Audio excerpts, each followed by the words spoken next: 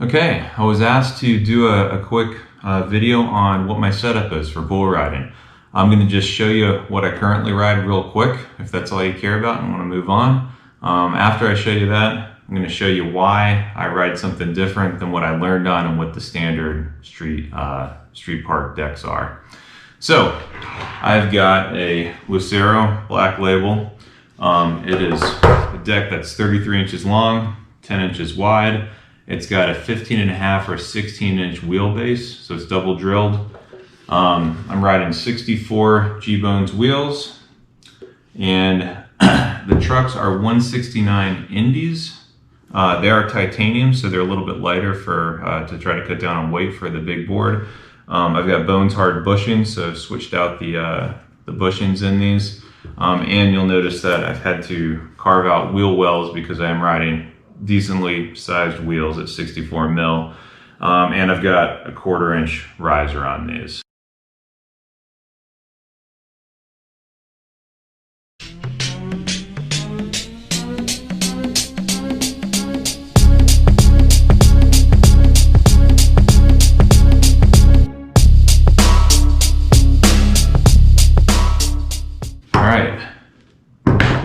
Why do I ride something different than what you see at all the skate parks?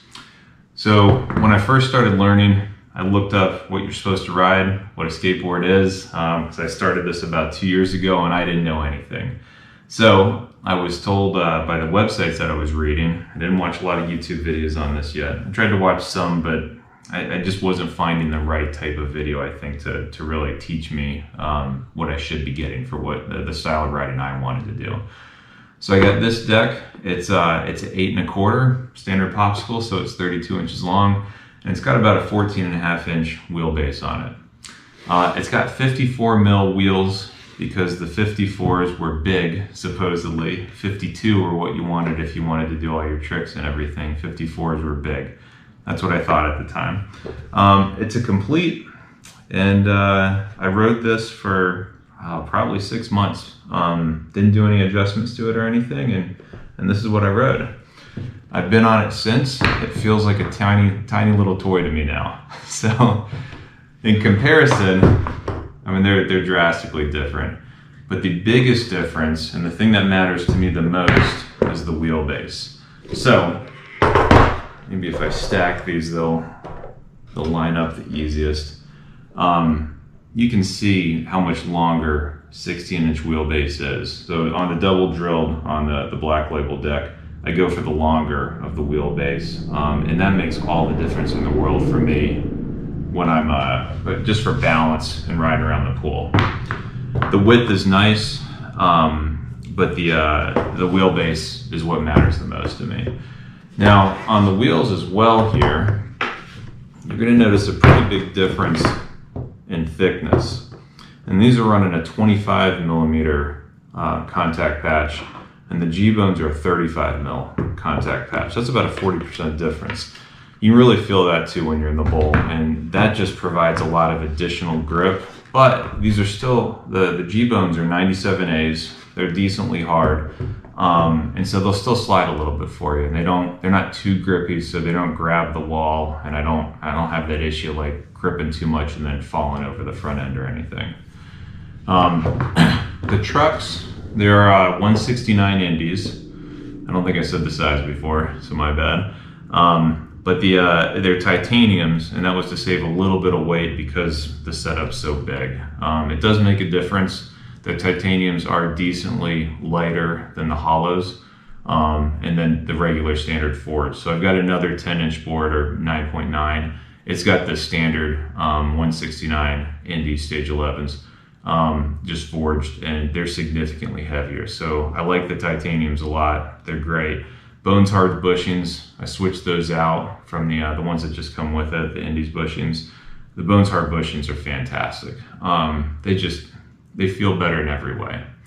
I guess how I adjust my bindings how I adjust my trucks for this and the strength of the bushings is to make sure at my weight, because it's all dependent on your weight. If I push down all the way on the edge, I'm getting the wheels just a touch on the board. So if I push real hard, I'm making contact, and that's why I've carved out a little bit, because I want to get as much as I can, but not have that wheel bite. I ride more of a snowboard style approach, or at least that's what I call it, because that's what I grew up doing. And so I have a lot of balance between the two. I don't put a lot of weight on the back. I don't kick turn very well. I don't pivot around. I don't slash grind very well or anything. Everything's really balanced, and then I put a lot of torque, a lot of force on the edges, like I'm hitting an edge on my snowboard. So with that, I blow out a lot of bearings, and I always blow out my bearing on my backside carve, and it's usually the inside right here. So I've tried a lot of different bearings. I blow all of them out, so it doesn't seem to matter what they are. Haven't found anything yet that can handle the torsional forces that I seem to put on it. I'm 6'2", 195, so I'm not big, but I'm not small, and I guess I put enough pressure and enough speed on it now to where I seem to blow them out every couple of weeks. I also seem to put enough torsion on this to getting a couple of stress cracks up here. I have not seen a video of boards breaking at that point.